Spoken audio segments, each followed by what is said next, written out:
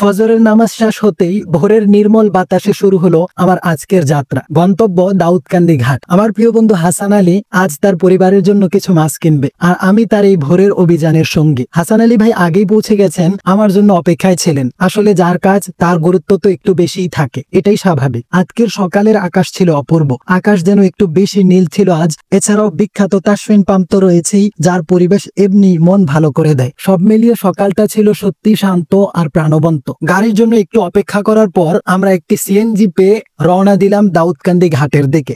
ঘাটে পৌঁছেই দেখি সকাল সকাল মাছ বাজারে যেন মানুষের ঢল নেমেছে।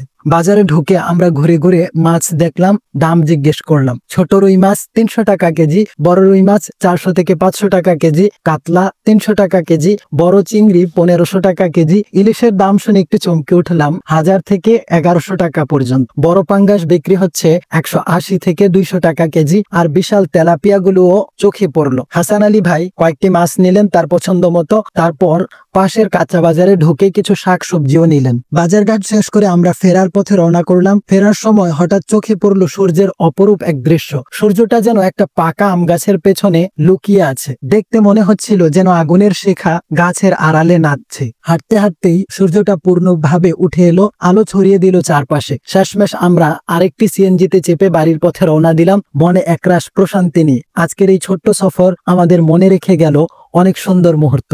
যদি ভিডিওটা ভালো লাগে লাইক, কমেন্ট, শেয়ার এবং সাবস্ক্রাইব করে পাশে থাকবেন।